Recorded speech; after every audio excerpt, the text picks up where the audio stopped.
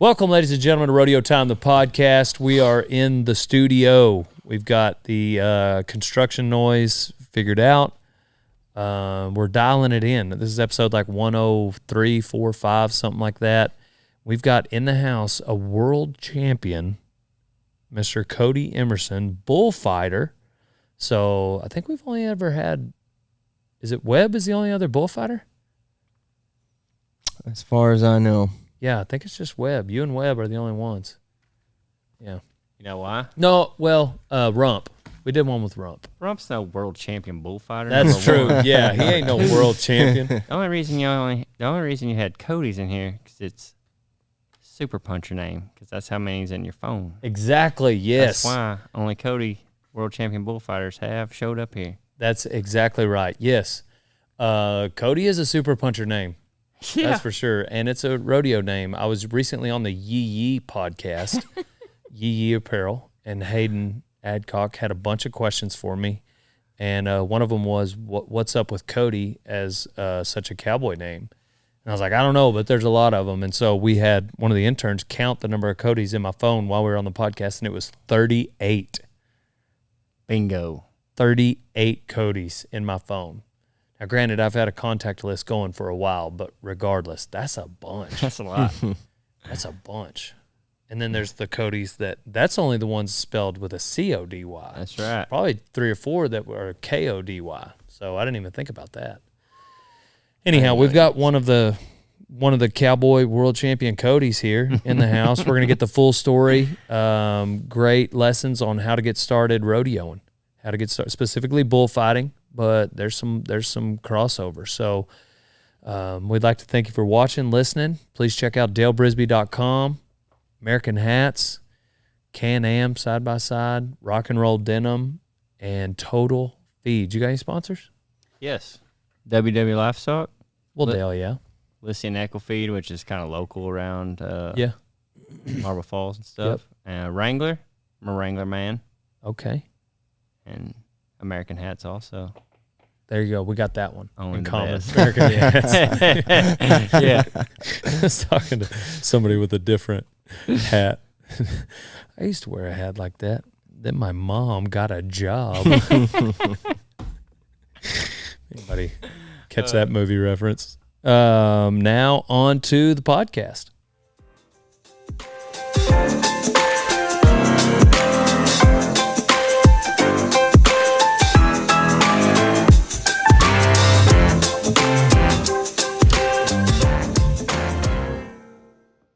Didn't y'all get a software where it lines up the audio and I don't have to clap anymore? Apparently, Final Cut's had it the whole time. You can just line clips up. That's par for the So you course. never had to do that.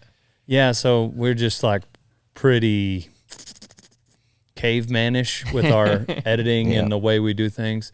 I'm pretty sure too, like most guys that have a podcast like run like a power cord to their cameras. Yeah. We should figure that out. Yeah. That way we don't have to use batteries. They die. You just risk it on the battery on how long it's going to be over here, right?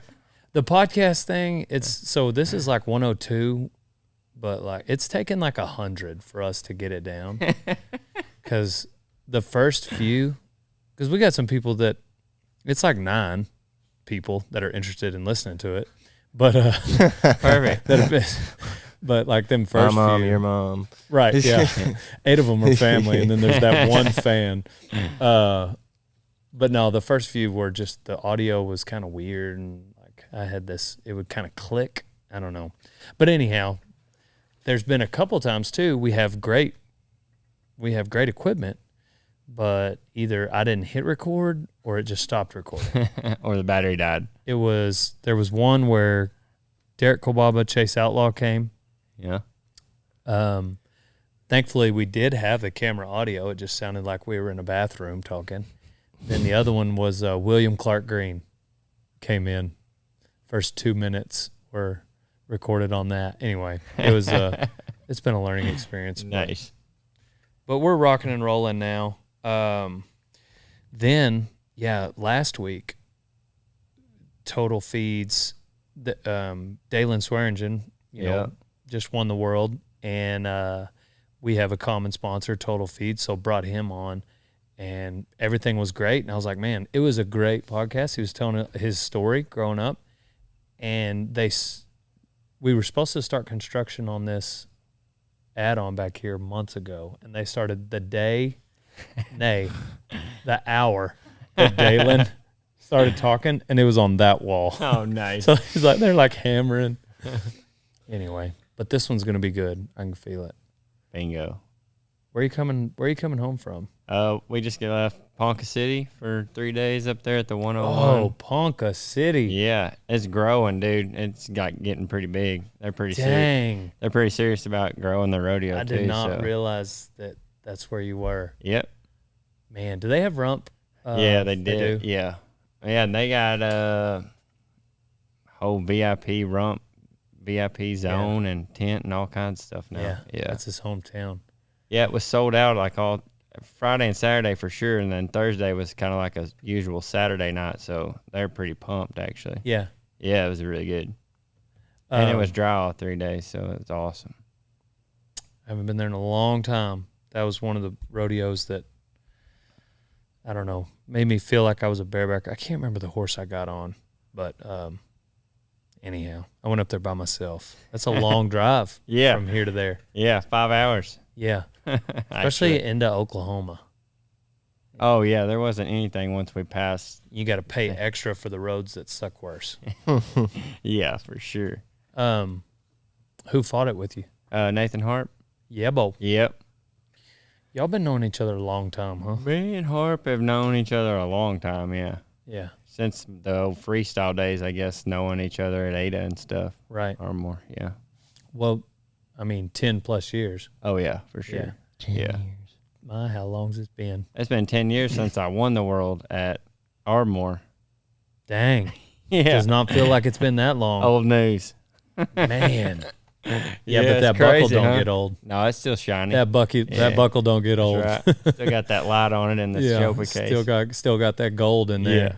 Yeah, I'd wear it. Do you wear it every now and then? Sarah wears it. Really? Yeah. Yeah. When we go to Vegas, she's like, I think I'll take this one with your name on it. Like, yeah, you can wear that one. Yeah. You used to wear it a little. Mm-hmm. Oh, yeah, I wore it for sure. Yeah. Yeah. Then I got the Salinas buckle, so I wear it. You've won that a couple times, though, right? I just won Salinas once and Ardmore once. Huh. That Salinas buckle is, I mean, like, if you had to pick 3 or 4, the world champ, and then the Salinas one is one of those 3 or 4. For sure. Such a cool buckle. Like never tarnishes or anything. It's always just as shiny as you ever see it. Like I've seen the Sparks boys wear their Salinas buckles. Looks exactly the same as when they got it prior. Dang. Yeah, it's freaking awesome.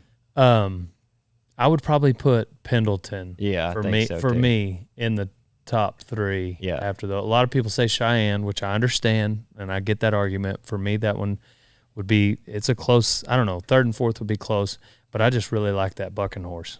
Oh yeah, on Pendleton's. On the Pendleton buckle. Isn't it a few of them lined up?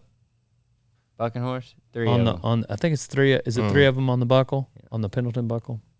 And then Cheyenne, it's like 5 horseshoes. Yeah. Sarah's got 2 of those.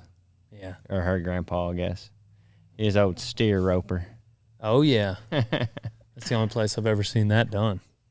At Cheyenne? Yeah, steer roping. They had a big one at Ponca City, actually. Oh, really? Yeah. During in the slack or during the perf? No, not during the perf. While the parade's going on, in the morning. Yeah. Mm-hmm. That's a good time to have steer roping. Exactly. So backing up even further than that, like tell us the Cody Emerson bullfighting story. So it's gonna shock you actually. Because we get a lot of guys interested in that. Yeah. I get a lot of people if for those of you that listen to our former podcast, I'm going to say this back-to-back podcast, but I get a lot of DMs on how to get started ranching, how to get started rodeoing. So I think it's neat when our listeners get to hear the stories of just how somebody got started. Mine will go right into that then, because like backing up before bullfighting, I was pretty good team roper, calf roper. So like I went to the high school finals 2 times and placed at the high school finals in the calf roping, and almost placing the team rope in my senior year. And then literally, like, once you get out of high school, you're like, what are we really going to do now? Like, I went to college and everything, and I was literally flipping through some Rodeo magazine, and boom, small, not full page, small Frank Newsom bullfighting school ad. And, like, I've been. What year is this? 07. Okay. Yeah. And I'd been, like, I've watched the bullfighters and everything when they come to, like, I watched the bull ride, but, like, I wasn't really watching the bull ride. And I'm like, I'm watching the clowns and stuff. So, like, I'm like, Mom, I think I want to go to bullfighting school. Like, what the heck? You're not even on that end of the arena. I'm full-time roper, team roper, nothing, no rough stock in my family anywhere. So I was like, they're like, all right. Well, like, my dad took me down there, and he's an old roper, no background. They probably all thought it was crazy, So, like, we got down there. Frank, like, just kind of took me in like he does everybody, and just tries to make the best of what you got, I guess. And, like, we worked the dummy that morning and got started at, like, any school is, And I think going to a bullfighting school before you ever do it at all is a very huge key, because, like, I didn't have any bad habits when I got there, and I just soaked up all the knowledge of, like, what to do. So were you out of high school? Yeah, it was my first semester of college when I went there. Yeah, so you're 18. Yeah, okay. Yeah. So you're athletic enough to get around them. You're an adult. Yeah. You're a big kid. Oh yeah. Was there anybody else at that school that you know of that? Oh well, like, Webster was there helping him. He was like 13. He's a little bitty kid standing in the background in a few of my pictures, which is pretty cool. And Stephen Bruner from Florida. He was at the same school, and, like, looking back 5 or 6 years later, we're like, did you go to Fort Worth when it iced over in Thanksgiving? I'm like, yeah, and it's pretty cool to see that now, to see who came out of there the same time you did. That's that same thing happened to me and Jacobs and Aaron Lyde. Oh yeah, we went to our first. We all three got on Bronx for the first time, and then took, like, didn't see him for like 5-6 years later. Yeah. So the school was in Fort Worth? Mm-hmm. Right there at the Texas, maybe Youth Bull Riders, like right behind the Windy Ryan. You know what I'm talking about? Arena. No. It's like on Blue Mound exit or something. There's a little bit. I know that exit. I remember seeing that exit, but I don't know the arena. I think it's Texas Youth Bull Riders or something. But it just covered pin. Yeah, that's it. So y'all are cold. Very cold. Yeah. Yeah.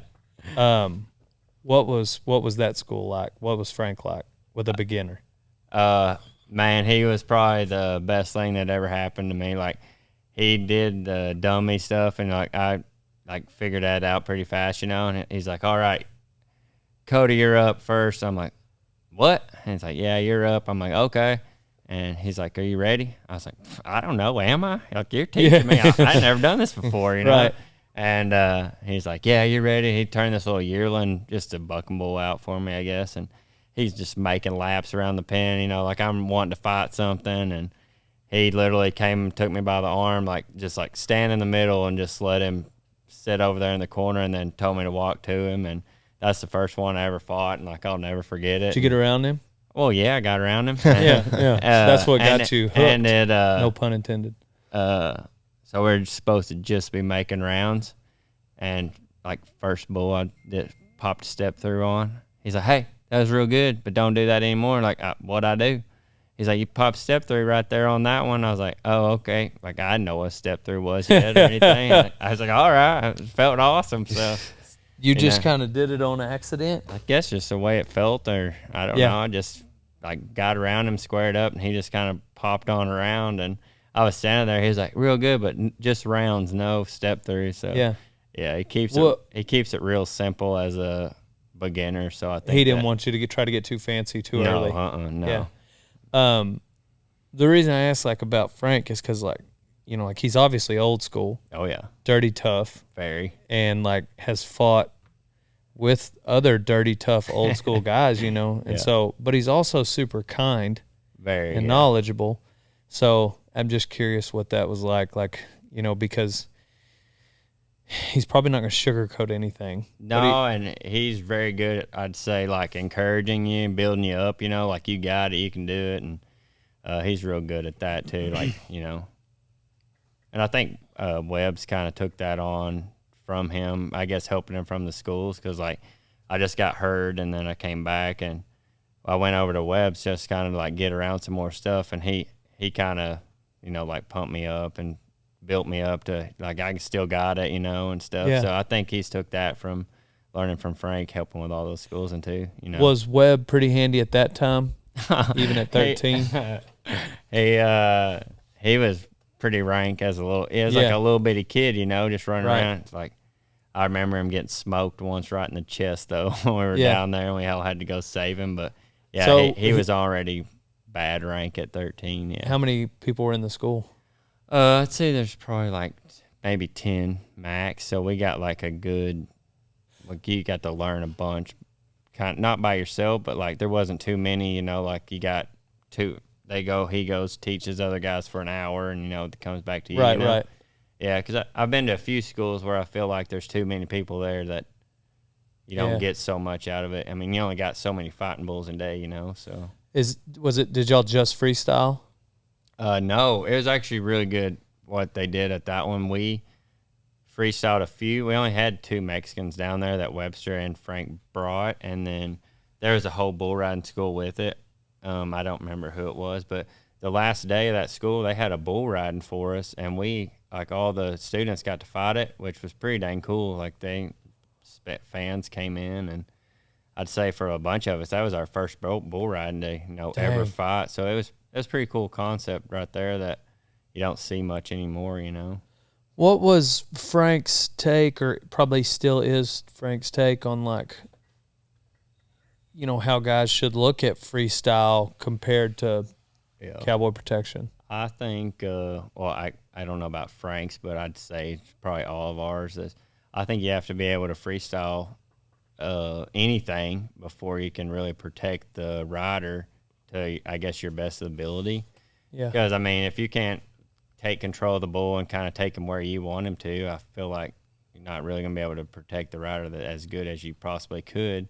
Right. If he gets knocked out, you and your partner need to go out there and keep his attention for, I don't know, 2 minutes, 3 minutes, however long you have to, till they can either drag him out or get somebody to him. So I think it's more important to know how to freestyle them.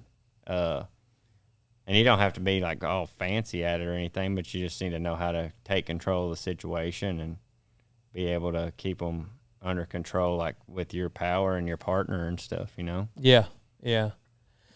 That's what it seems like. That most of them old school guys, like, that's kind of the,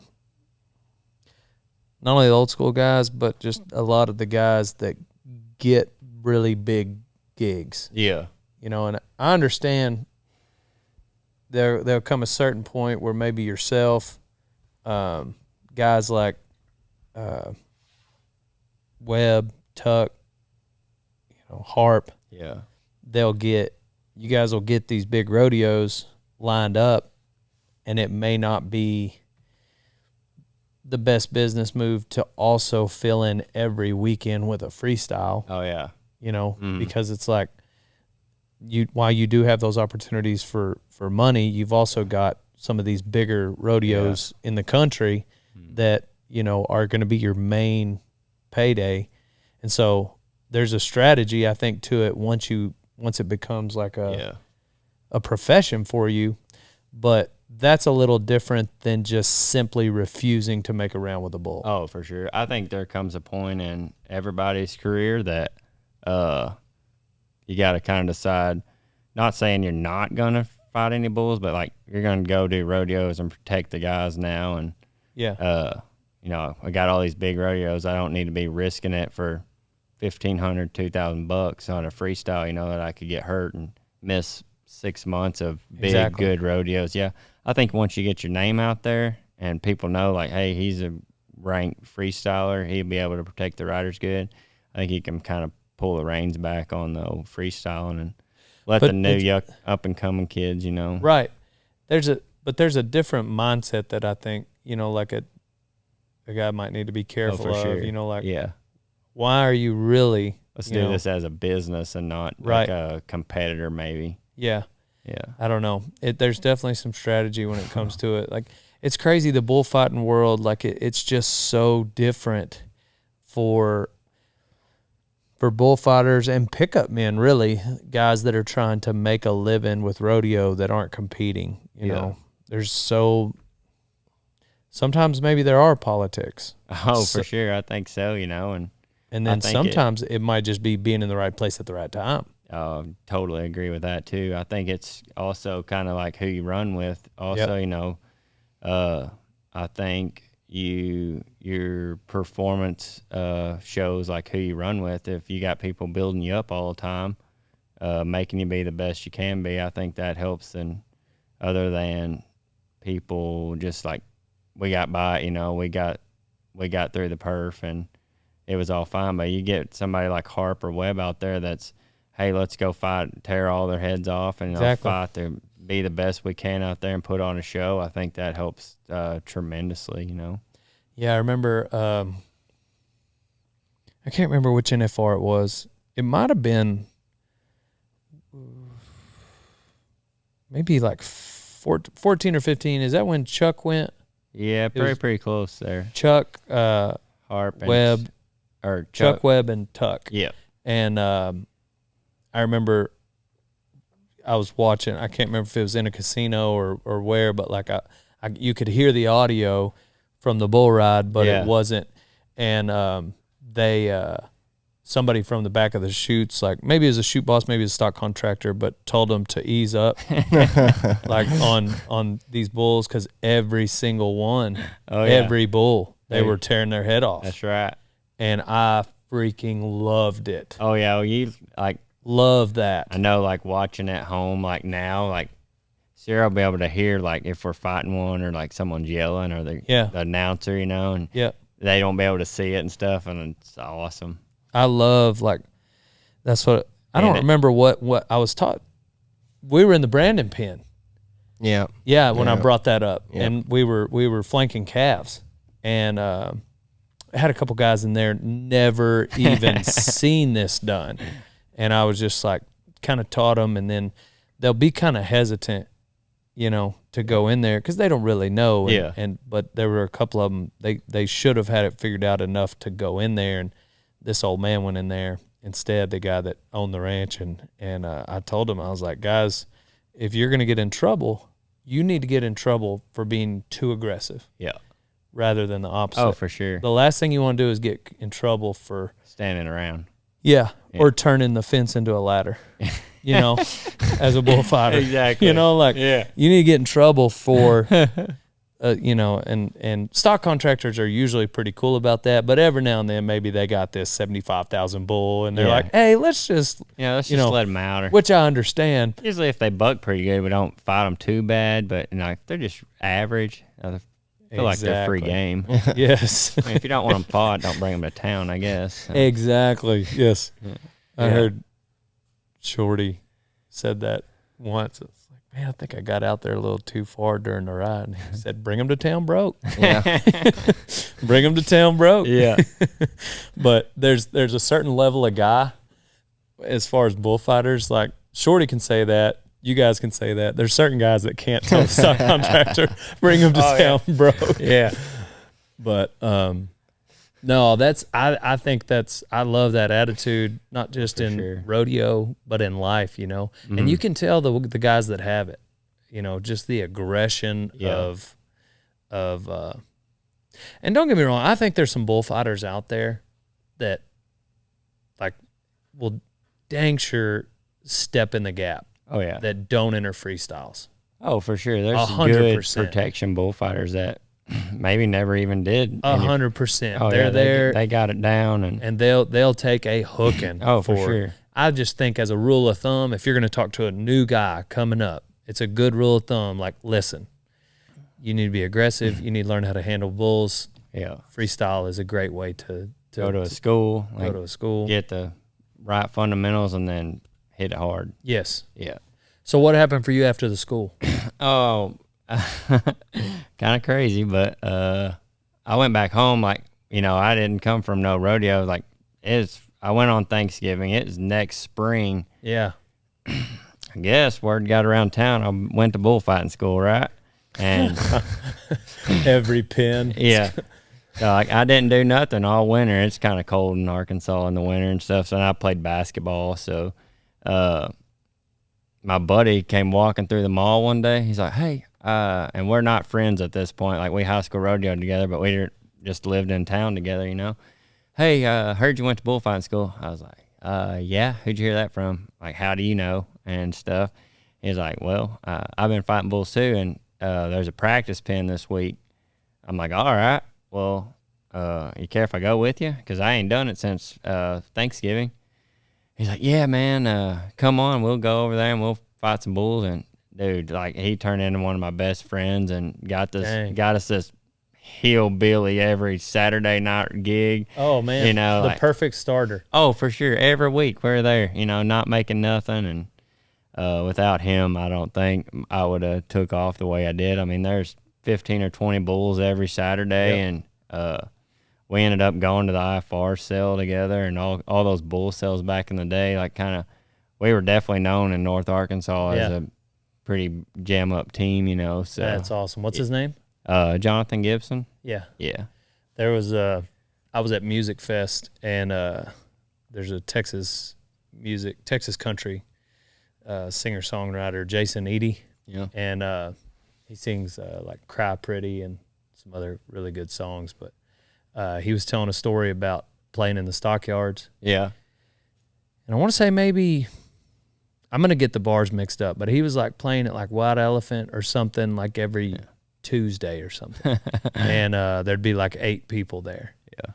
And maybe the bartender, the bartender either there or at like the Longhorn down the street was like, hey man, you should come down here to Longhorn and play with me on Wednesdays. And he said for 2 years he would play Tuesdays at one of those bars and Wednesdays with that bartender. Yeah.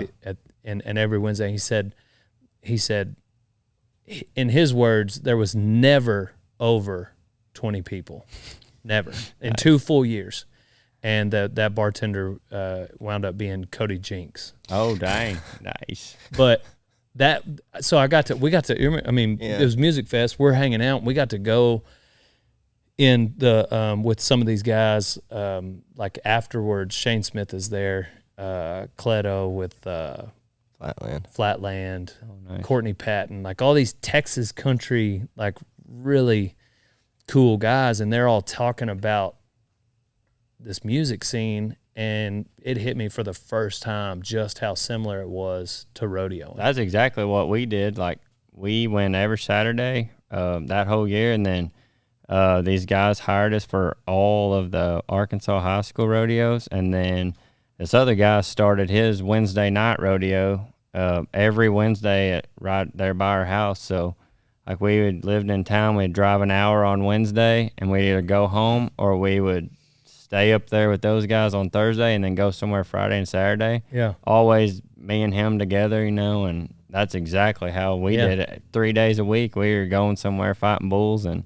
he actually told a story about Arkansas because he was talking about playing shows with nobody there. Yeah. And he was his wife's name is Courtney Patton. She also sings, and they were talking about like some of these young artists that are like 19 that are like talking about hard times. It's like, man, we played shows like this for 10 years before anybody bought our album.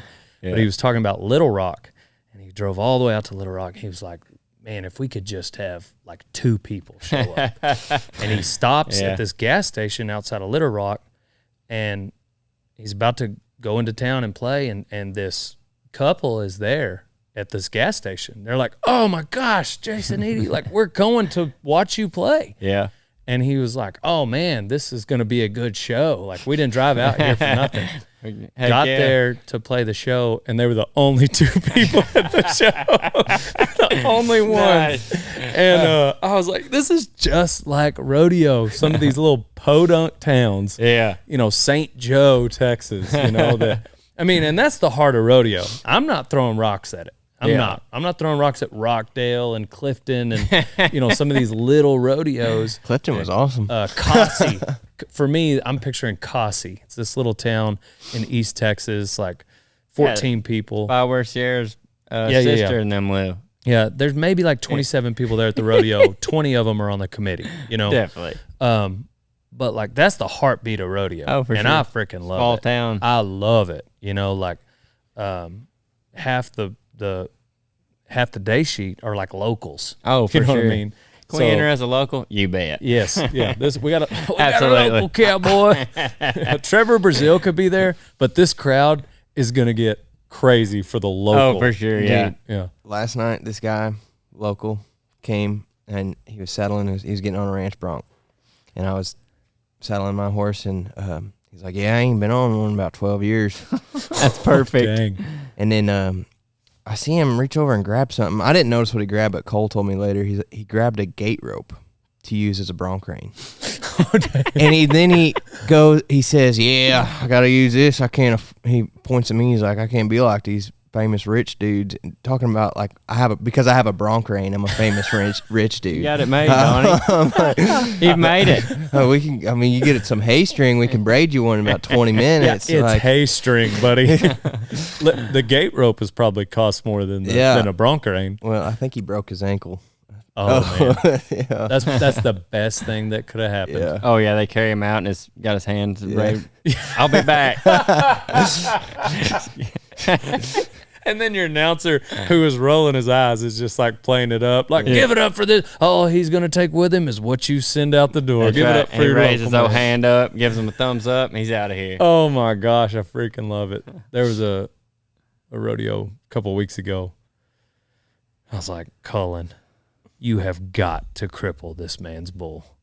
Like I was just like, we cannot let this go. Probably one of those big red ones. It was one of Cullen's rankest bulls, and this dude was not young. I got there an hour before.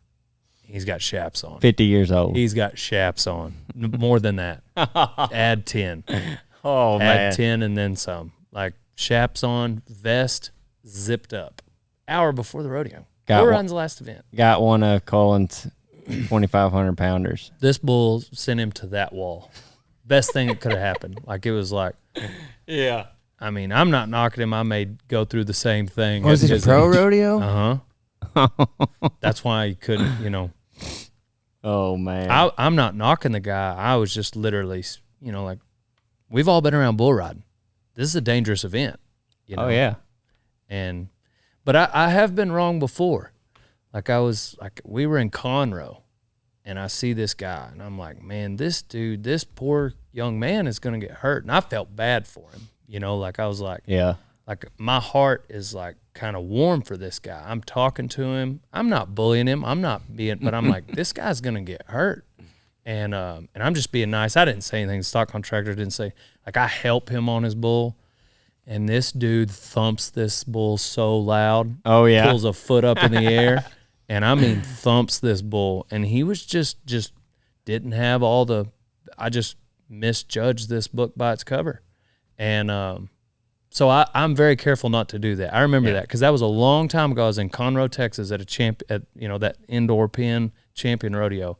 And anyway, I really tried not to do that. But with that old man, I was like, this... It's not good. Yeah. Anyway. Or if they're back there just pounding beers and they're over 45, you're like, oh, gosh, dang. Yeah, if you got to drink that many beers to get on. Like, exactly, yeah. So how did it go cracking back out? I mean, like your first... It's good.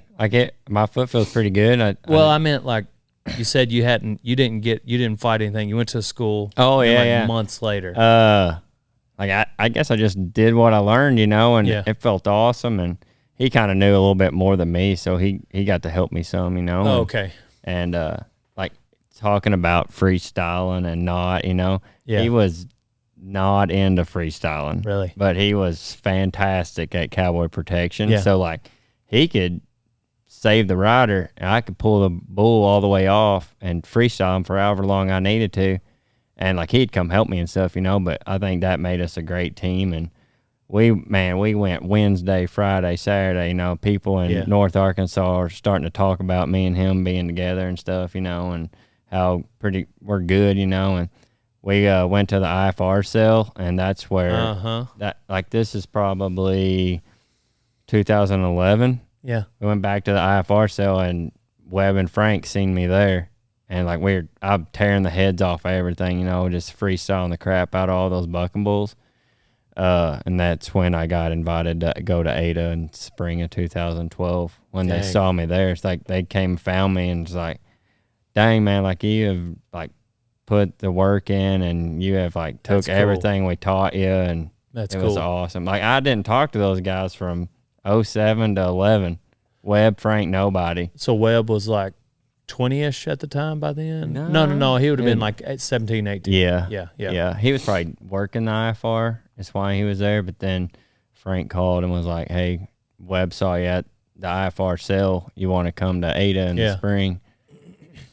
Which was the best thing ever. If you don't know any Rock and D bulls, that's the way you should go there for sure. But man, after that, it kind of, you know, like I got in with the Lions, Webb and Harp and Chuck and Tuck and all them, like right then. There were a few years like all you guys were just that was like, our group of like dominating the freestyle world. There was a rodeo world in the area, you guys had it. Yeah, and we were like if there was a freestyle game, we were all there. Yeah. Yeah. Dang.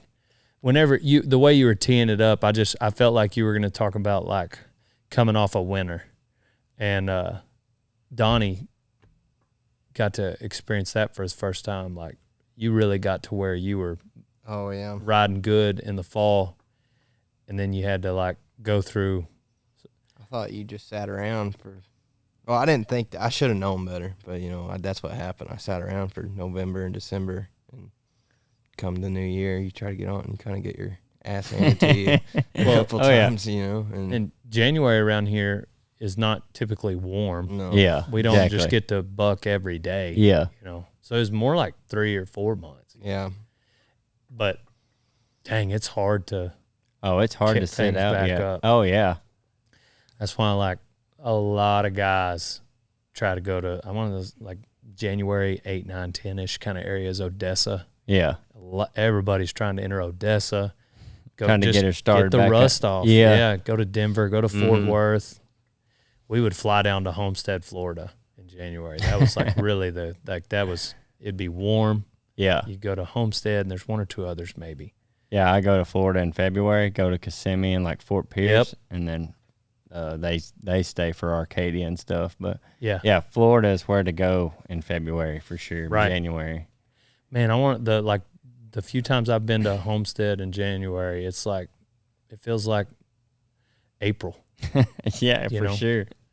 But so what happened next? When'd you fight your first pro rodeo? Well, I won. So in 2012. Yeah, and I got my permit. Like I busted it to get my permit. Went to the buck and stock sale in 12 also. Because that's when they just that's back when it was like they took like 12 of us. We were on teams, and it was 2 or 3 days, you know, just kind of like the Fort Worth bull sale and stuff. I got to go out there the same year, and me and Logan Blaisdell won it. Yep. And I just kind of snuck my way into the convention that year and moseyed around. And I worked my first pro rodeo at Glen Rose, Texas in 2013, just because I was sitting in, speaking of Harp, like I was sitting in Chuck and Harp's booth, and like if Chuck and Harp was booked up, they'd be like, hey, you want to go here? I'm like, yeah. So like I got to go to we went from Glen Rose, Texas to Saginaw, Michigan 2 weeks in a row just by hanging out with the right crowd. And I think that's what blasted off my pro rodeo bullfighting, honestly. Yeah. Just kind of having the right friends to say like, hey, we're booked up. Why don't you go to Glen Rose? And then took me to some PBRs and stuff like that, you know? Yeah, there's some big committees walking around that convention. So what he's talking about is during the NFR, the first couple of days, like the NFR always starts on the first Thursday of December every year. Yep. And so that Monday, Tuesday, is it Monday, Tuesday, Wednesday, or Tuesday, Wednesday? You set up Monday, maybe. Yeah. You set up Monday afternoon. It's Tuesday, Wednesday, half a day Thursday if you want to go. Is like the contract personnel. It's like a big convention. job fair. Yeah. You know, so bullfighters, pickup men, announcers, rodeo clowns, everybody will set up a booth. Yep. If you'd like to.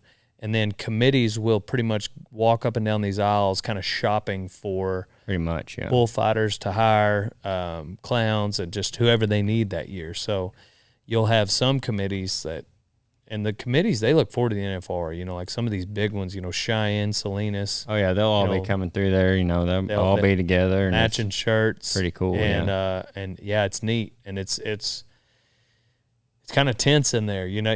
Definitely, definitely. If you want to keep fighting bulls, you're going to be in there. Because if not, I mean, they're not going to know you're out there. You know, right? I mean, you might not do as much business as you want in there, but you got to be seen, and you got to like be seen by all the committees that are there.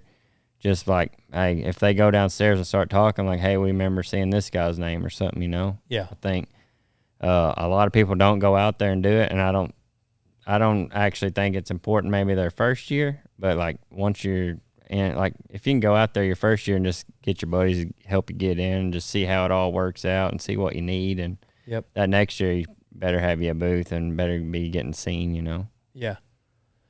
Yeah, that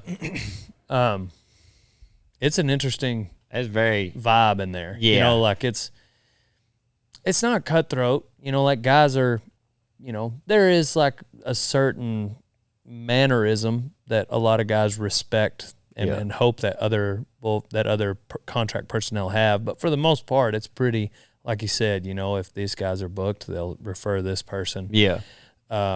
But there's all kinds of jobs walking around too. You know, you got like some like summer series. Yeah. And it's like, hey, this is going to pay $200 a perf. Yeah. You know, and then you got Woodward that is going to pay better than that. Oh, and they're walking around. And so like you got young guys willing to go to the summer series, and then you got the guys that are going a little more experience under the belt, and they're hoping for the bigger rodeos, you know. But anyhow, so you played that game. And obviously still have your pro card. Still rocking it. How many perfs a year you think you fight? Well, let's not count this year. So coming off an injury. I'd say close to 100 actually. Yeah. It's been an awesome career, and it's filled up like great, you know, over the years, and I got to put some runs together, and I'd say close to 100 perfs every season, you know. So it's been good. What tell us about your finger. Finger? I remember that. That's because I'm a real cowboy, Dale. Yeah, you got to be missing a digit. Yeah. That was like what, 3 years ago? That was 2000, maybe like 15. Yeah, a little longer than 3. Yeah. 7. Yeah, 7. I used to work on this ranch with 1,000 head of mama cows, so we were pretty cowboy and pretty busy every day. So none of this light to moderate. That was like heavy stuff. That was like every day you want to work, you be there. Yeah. Yeah. And we had like 3 calves with pink eye in this one set, and we just took out to roping them, and this girl roped one, and then some other guy. Like we did the first 2 small ones, and then this last one, like I was on it, and like I roped the calf, and I had him around the front leg, and he bucked and shot like back behind me. Like I swear on everything, I never tried to dally or anything. We were moving. Like I didn't chase him a long ways or anything. And when I dropped my rope, I think the coils went over my tip of my hand, and it yanked me down on the cannel and broke my thumb and just ripped like the end of my finger off. Dang. No saving it? No.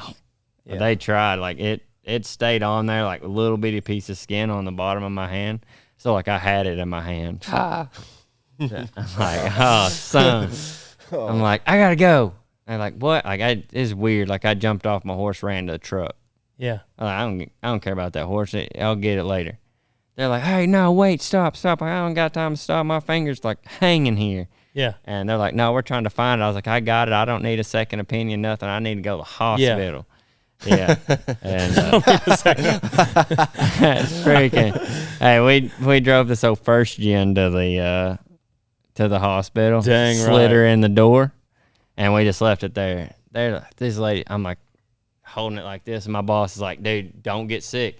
If you get sick, I'm going to pass out, and then we're going to wreck. And I've never thrown up before. He's like, he's an older guy, probably 50-something. He's like, I've never thrown up my whole life because right before I throw up, I'm going to pass out, and we're going to wreck this truck.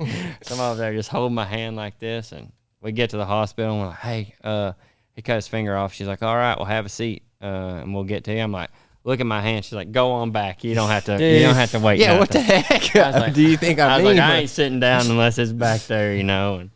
And you drip a few drops of blood on the waiting room floor, they'll let you right on back, dude. And then they came back there. They're like, y'all two wouldn't happen to be driving that Dodge that's parked right in the door, would you? I'm like, why you think it's us? We got cowboy hats on and stuff. Why you think that's our truck? And the paint's coming off and everything. She's like, we're just guessing. If it's not y'all's, we can keep asking. I'm like, no, it's ours. We'll go move it. Yeah. We did the other day. It's been a couple of months. Carlos broke his leg, and I mean, like, boot on, pants on. You can see this sucker. Yeah, you know, about like 45 degrees. It's going the other direction. Yeah. And we go into this emergency room, and she does the same thing. And I'm like, we got a man here. He's got a broke leg. And she's like, all right, fill this out. And I was like, well, and she's like, fill this out and like cut me off. And man, I was so mad. Oh, yeah. Joker. I don't know what it is about those receptionist nurses. I don't either, man. Like, I understand it's an ER, so all they deal with problems. Yeah. But on the other hand, if somebody comes in there, they got a pretty bad problem. You know what I mean? Like, it's bad for you, but also they don't want to be in there either, you know? Like, yeah. Anyhow, those ERs are... That year I cut my finger off, I had my first hometown rodeo at Jonesboro. I was like, oh, I ain't missing this sucker for nothing. Dude, and I had like a yoga mat boxing glove on my hand. And I was like, hey, Matt Baldwin, you don't know it yet, but you're doing most of the work this week, but I ain't going to miss this rodeo. Being my hometowner, you know? Yeah. Yeah. So that helped me out a little bit. Matt's pretty dang handy, though. Oh, yeah, he had it. Yeah. Yeah. Shoot, I didn't even. I could just stand over there on the side. He had it covered. Yeah. Matt's pretty handy. Yeah. What are some of the stock contractors? Did you get it? Did you ever jump in with a stock contractor, or was it mostly just committees? No, yeah. I worked for Frontier, like that Glen Rose one was Frontier. Yeah. And I still work for them quite a bit. And then man, I'd say mostly stock contractors to begin with. Mark Johnson, like Universal, he was from Jonesboro, and like when I was a little kid, me and my dad, we provided rope and cabs for their rodeo company. So like I called him. I was like, hey, I started fighting bulls. If he might have just got his pro card when I did. He was like, yeah, you can go to Clarksville, Tennessee, Farmington, Missouri, Jonesboro, Forest City, and I still lived in Arkansas then. I was like, dude, that is perfect. Yeah. That is awesome. Yeah, and I got in with them, and then got a couple for Sammy. And, yeah, doesn't he have some over in Arkansas? Mm-hmm, yeah. Hope? Did you fight Hope? No, I did El Paso, like Conway and stuff. Yeah. So I think the committees came a little later in my career, you know, once you've been around there. Yeah. That's usually not the first row. Working like Sammy and James. I think Sammy is very I don't think Sammy gets enough credit for what he's got, you know? Oh, man. Oh, son. Everyone talks about his bulls, but his horses he's got just as good. Horses too. Yeah. But I remember one time it's pretty, the way they do it is good, you know, but like instead of, I don't know if, you know, when you were with them, but like it's like James will flank everything on one side and Sammy flanks everything on one side. And sometimes it moves around, like, but when they're bucking bulls, like, you know, that happened a lot. Yeah. And James would be like, go tell Sammy we're going over there next. Go over there and tell, hey, James said we're coming over here next. And Sammy goes, you tell him, bull, we're staying over there. We're going to finish it over there. Yeah. Sammy said that we're going to finish it over here. No, we absolutely are not. We're coming over there next.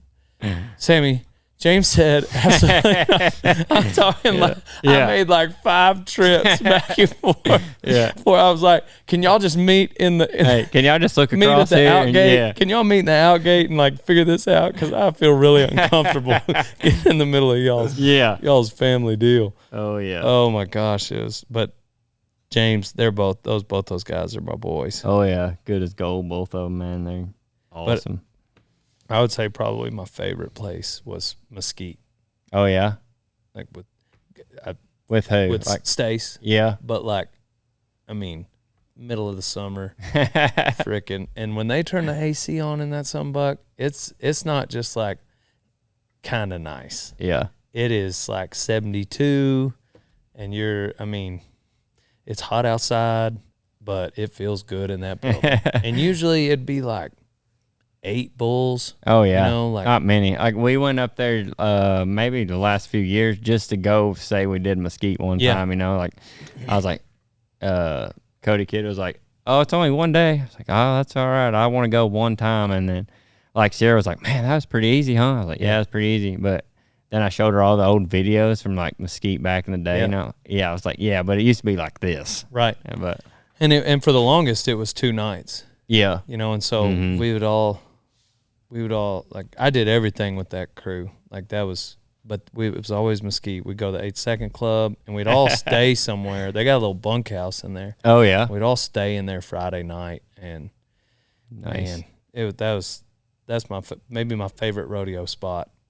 It's probably a little different now, but yeah, I'd say it's a little different than like what you watched on back in the 90s and stuff. But yeah, it's still Mesquite, and it's still way cool, like what's been in there and stuff. Yeah. It was my first pro rodeo to ride at when the Gays had it. Mm-hmm.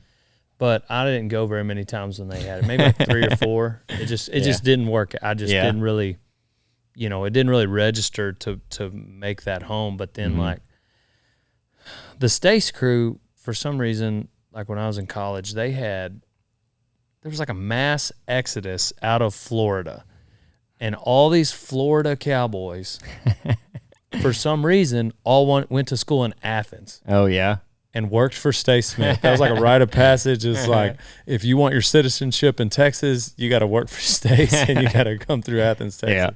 Anyway, so like I got like 9 really close buddies from Florida, and they all worked for Stace. Yeah, and so anyhow, that's where kind of ended up running around with those guys. But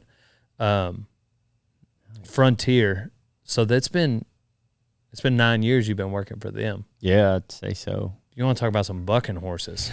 Yeah, dang. For sure. Add more bucking bulls than you can even keep up with. And bulls. People will be like, you seen any of these bulls? I'm like, I ain't seen any of these. There's a whole new set. Yeah. Just stuff everywhere. Yeah. Dang. Crazy. Heath been with them the whole time, huh? Mm-hmm. Heath was there when I started, at Glen Rose. Yeah. Yeah. Yeah. Tell us about your weekend, Donnie. Yeah, Donnie. You guys just keep talking. You don't want to talk about it. No. But we want to hear about it. You are starting to kind of, who had Clifton? Hat brand. Yeah. What horse did you get on there? It was a colt. Oh, really? Yeah. Didn't even have a name yet. Yeah. Yeah. 7-0 something. Oh, yeah. Gotcha. What'd you get on in Rockdale? Just an old campaigner, L92. The one? Yeah. Yeah. I mean, I got to pick him because I was the only person to show up. Yeah. That's even better. Yeah. Dang, that's awesome. I figured he didn't have him at that other one. Mm-mm. That's cool. No, he had 3C, 66, L92, and some other little app horse that guys like to get on. 4L plus? Yep. Yeah. Yep.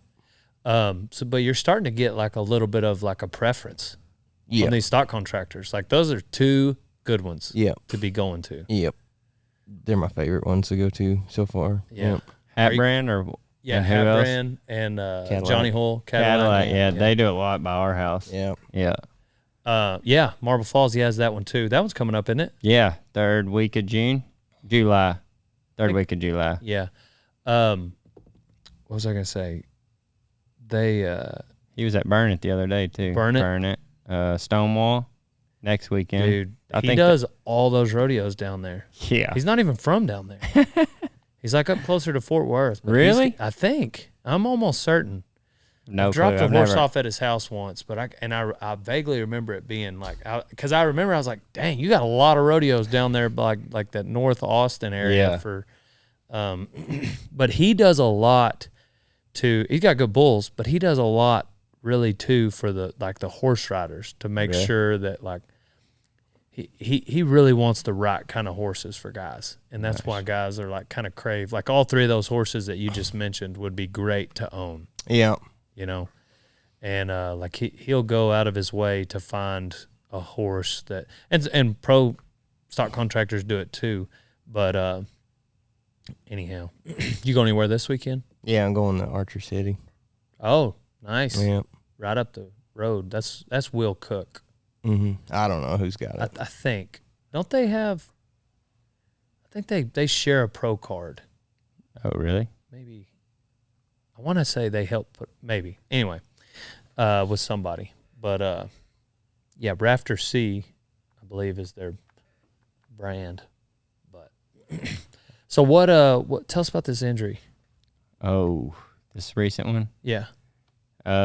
Fort Worth called to take Tuck's spot from getting hurt. I was like, oh, absolutely. Right. Yeah, and then Nate, well, they called me and Nate had to go to Rapid City, so I took Nate's spot once he left, and the old Rockin' D fighting bull got me again. How many perfs did you get to fight? I was supposed to be there for 12. I fought 5. So you got fighting bull every day, and I was like, Jace, what's this bull? Oh, biggest thing you ever seen, big old horns about like this. He's like, brand new calf, just caught him. I was like, oh, no way. It's like 7-year-old. Yeah. But he was calf, and he ran his big old horn under my baggies and laid me down right in front of him, and the way I rolled over my body, folded my foot in half, and tore the tendon on the bottom of my foot, and had to go in there, and like when I got up to run, I felt the arch of my foot go all the way down to the bottom of my shoe. Craziest thing you ever felt. And, hurt? It was sore, yeah, but like like afterwards, surgery, no pain at all. It's very weird. Huh. And they had to go in there and like screw the arch of my foot back together and like put this wire in there, and then they just let the tendon grow back together for 12 weeks, no weight on it at all, pushing on it. So dang.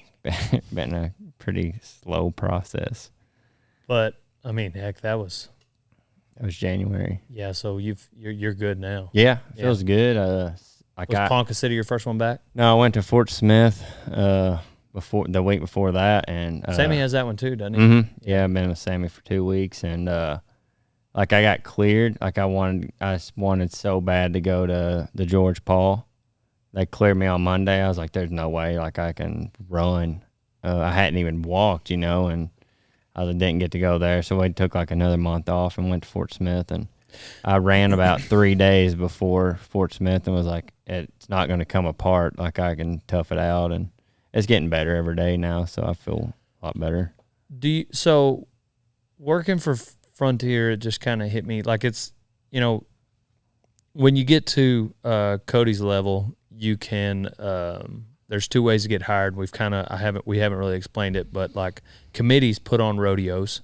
Yeah. And hire everybody. There's some scenarios where the committees will hire everybody, even the bullfighters, the clown, the most all the time they hire the announcer no matter what. Mm-hmm. But then there's other rodeos where the stock contractor will supply the bullfighters and maybe even the clown. Pick up man. Yeah, but, I'd say so. All of it, yeah. But anyhow, so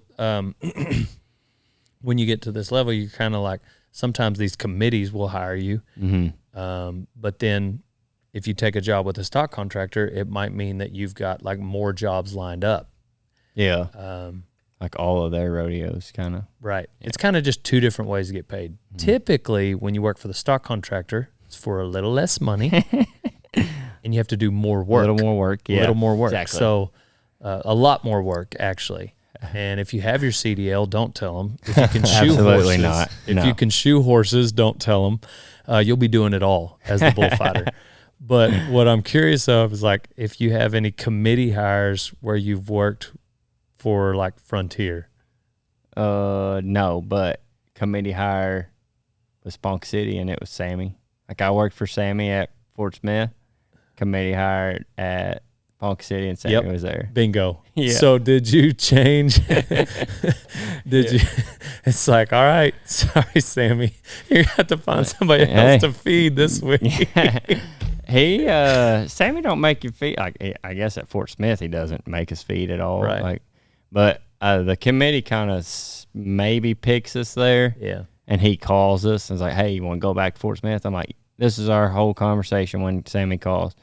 Hey, you just wanting to see if you want to go back to Fort Smith? Yeah, I'd like to go back. All right, just checking. Boom, gone. Yep, Hung up on that's me. the end of the That's phone it. call. That's all I need to know. Yeah. Oh, jeez, that's hilarious. I'm like, all right, Sam, hope you're doing good. See you later. And he's already hung up. So yeah, you're just going through the motions at that point. Yeah, but now I would say that like contractors and then committees, definitely a lot less work going on for the committees. Yeah. You do have to typically they rein you in at doing a little PR work. Whatnot, but a little radio, little outing or something, autograph session in town, parades, or something. But whatnot. Yeah. But I like to help, like anyways, like once the rodeo starts. So like I always tie in the horses and stuff. So like it's not like I'm just gonna sit over there and wait for the bull ride. And so James is usually pretty good at giving bullfighters a hard time, though.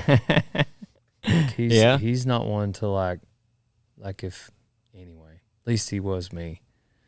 Golly. They gave us a hard time one day at Fort Smith. Like we fought the fighting bull and we got a pretty good sell on it. And I guess Evan been messing with Sammy all dang day. And we looked up. We're like, yeah, that was a perfect sell. Like we looked up and Sammy's literally laughing at us and shaking his head no and holding the gate shut. Like, Sammy never holds the gate shut. He's like, if y'all get a sale, you sell it whenever you want, or we'll let him out. We're like, yeah, we just sold it, didn't get run over, nothing. He's like, not today. He's laughing at us.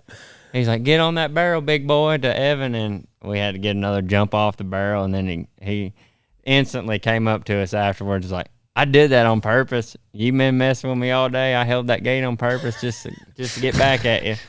I don't remember what bull it was of his. What fighting bull it was of his. That was bad. God, he was bad. He was mean, old, smart. That's normal. Yeah. And right before Denton one year, one of them bucking bulls, they got in a fight and killed him. I've never celebrated so much. He freaking bought the bull that broke my leg from Evan.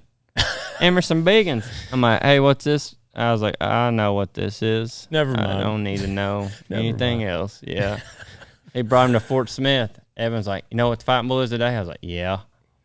Bull you sold Sammy, freaking Emerson Biggins broke my dang leg. Yeah. James don't like them. No. Sammy will take them everywhere, but James doesn't like messing with them. Yeah, Biggins you could never catch him anyway, so I think they finally just got rid of him. Yeah. If James goes to one by himself, he's liable to not bring him. Yeah. But anyways, so what other rodeos you got lined up this summer? Man, about to get started good. Like I'm glad I got like cleared and pretty healthy right now. Like I'm going to go to Springdale in 2 weeks, and then I get to go with Smith to Gunnison, Ogden. Oh, like nice. That when then they go to Cheyenne and I come back home. But that's I like to go on the old run with them to those. Those are real fun and get to hang out during the week and stuff. Is Kid shoot bossing again for him? Is he kind of running? I know he left for a little bit. I thought he was back. I'd say he's back. He comes to Ogden all the time. And, there's probably some he can't stay away from. Yeah, I'd say Gunnison, Ogden, he'll be there at those for sure. I bet the weather's so nice at them too. Oh, dude, I've it's never been to awesome. either one. If kind of like we talked about Florida in February, Colorado, Ogden in July. Once it gets hot, get up in those mountains. Yeah, you're gonna miss Marble Falls. Like, and that'll be Gunnison weekend. I think. Yeah, because I always went to Salinas, and then like once I kind of slowed down on the freestyle, and I had to pick either Gunnison, Ogden, or go back to Salinas, and finally after 8 years at Salinas, I picked that to go. Yeah. And I'm like, oh man, it is cool up here. And I was talking to somebody about Texas, and there is a rodeo every weekend in Texas somewhere. Yeah, and I believe it. There's some weekends where there's like 11 dozens or 12.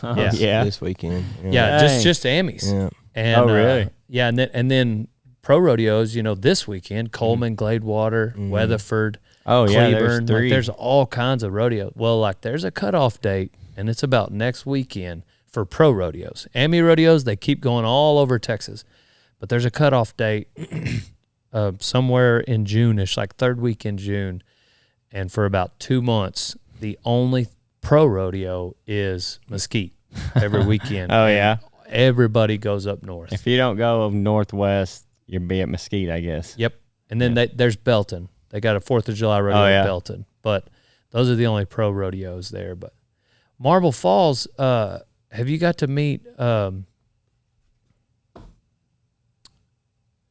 of Honor Marine Dakota Meyer? Nope. I think he's on the fire department there. Oh yeah, yeah. Nope. And then he just got another medal. He saved somebody's life as dang. Yeah, like somebody saved somebody from drowning or something. Oh, got another medal. Yeah, he lives there in Marble Falls. Oh, nice. No, I haven't met him yet. Yeah. Anyways, I think he does the steer saddling at the. I bet so. But yeah, if that's a big deal, actually. Yeah, steer saddling. Come to Marble find Falls. out. Yeah. Come to find out. Yeah, serious. But if you run into like a random firefighter in Marble Falls, I know a couple firefighters. Not that you would talk trash to a firefighter anyway. Yeah. Be careful, because one of them might be like a bad to the bone Marine who won the Medal of Honor. Exactly. Oh, I'm sorry. Excuse me. Was awarded. Yeah, received. Earned the Medal of Honor. Yeah. They're not won, they're earned. So I'm learning. Exactly. I'm learning. I am a student. I'm not a practitioner of earning those medals. So you're back in the game. Mm-hmm. We've reached the current part of your story. What's your main advice for a young up and comer wanting to rodeo? Oh, specifically rough stock. Maybe believe in yourself. Don't ever give up. I came from no rough stock anything, and I went to that school. Frank built me up. I believed that I could do it, and I took off from there. And they're bullfighting, rough stock, saddle bronc, all of it.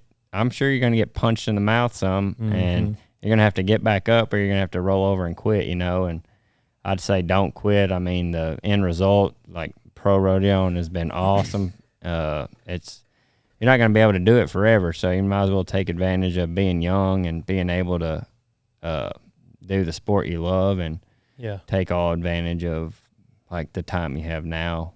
Because I mean, we all know rodeo, it ain't gonna last forever. It's a season in your life, so I'd say don't quit, and always get back up when the sport punches you in the mouth. Absolutely. There's sunnier days ahead for sure. Yeah. It'll humble you. Oh yeah. They don't care what buckle you got on, nothing. They don't care. They sticks their head out there, it's game on, and it'll definitely humble you for sure. Jacobs Crawley, buddy of mine, told me the other day. I think we were actually talking about Donnie, but he said something the way he worded it was pretty hit the nail on the head. But he said we were talking about Donnie, and just how he's going this summer. He's just going, and he was like, yeah, but you can't skip the struggle. Oh yeah.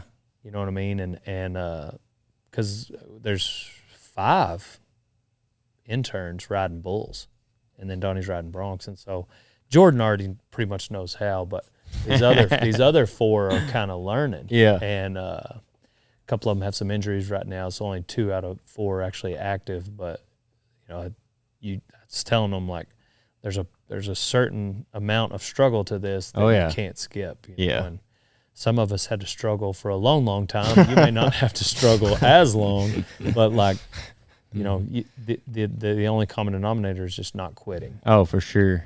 Yeah, not getting down on yourself and stuff too. Always believe you can do it, and right. And then Keith Mundy with American Hats told me something else one time.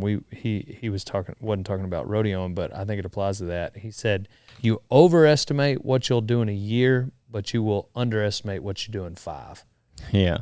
And I thought that was interesting, like looking up, like, man, I thought I would have got more done this year. Mm-hmm. But once you get to that 5-year mark, you're like, good heavens, I got a lot done.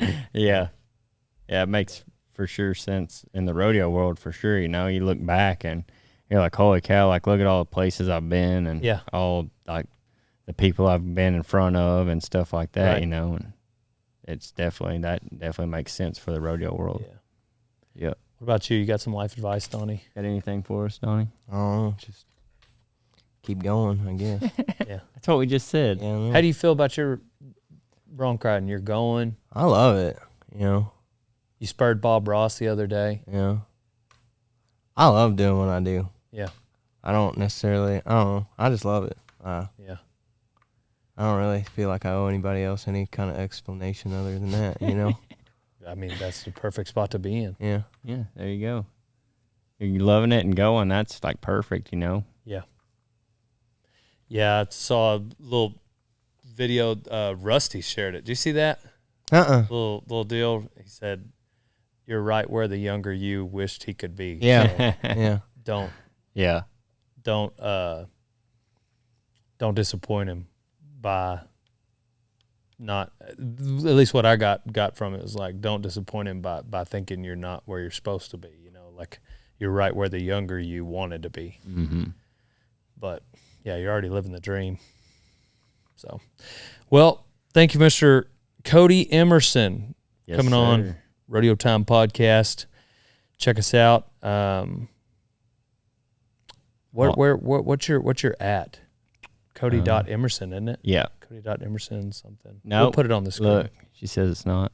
Oh, yeah. It's Cody.T.Emerson, huh? Yeah. Instagram. Gotcha. Before we wrap up, I did have one question I just remembered. Like, what are some of the other things you do throughout the year? Like, you're rodeoing, but you're cowboying a lot too. Yeah, we got some cows there in Johnson City, Marble Falls, but man, recently we got into the goat rope and stuff. And yeah. You were asking me about that. Yeah, I was gonna get you to make an appearance maybe somewhere. What you put them on? Yeah, we put them on. Like, no kidding. Yeah, like that's why I said you can come practice at my house. Because I thought about that for like a day. Like I saw online like a goat roping pin, and I was doing the math. I was like, oh, dude, goats. Yeah, we got the goats, the pin, the sound, everything, and we put them on. Honestly, it's huge.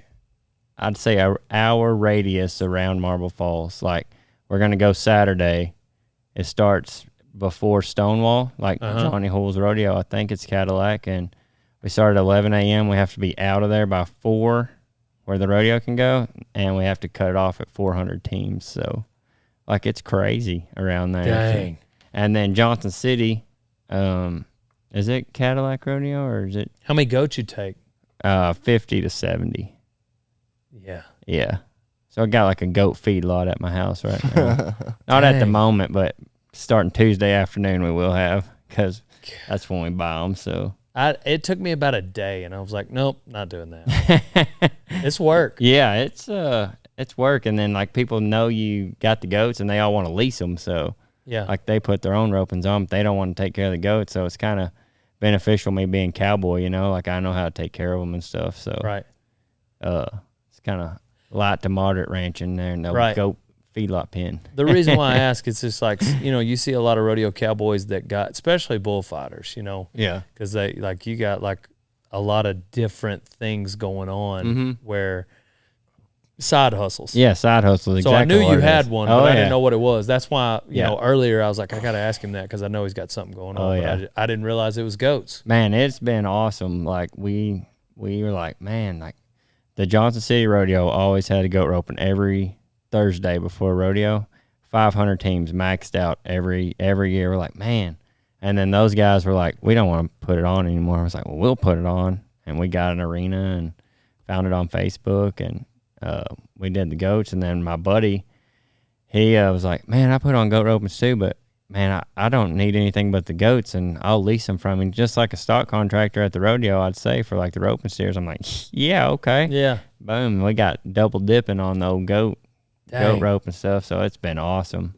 We've probably been doing it about a year now. So that's cool. Yeah, it's been. That's how you got to get creative. You got to find a niche. You got to get creative. I don't think it would work anywhere but an hour radius around Marble Falls. Right. I thought you were gonna say Arkansas too. No. I bet there's some goat ropers. Oh, there is. Like we used to rope goats every Tuesday at one of our buddies' house up there because Tuesday you could rope goats, Wednesday you could go to the rodeo, hang out for a day, and then go fight bulls 2 more days. A whole That's week. wild. It's a week worth of thing. Yeah. It's amazing that I actually finished college. Well, thanks for coming on. You guys check out Cody Emerson on all things social. Check out the goat roping. And we're on to the next one. You got the music? Oh, yeah, I do. Yeah. Hit it. Somewhere. It's been a long time since I've done it. Yeah. Here, we got it coming, y'all. Don't forget to subscribe, like. There it is. Go ahead. I found it. Yeah, play that beautiful beam footage.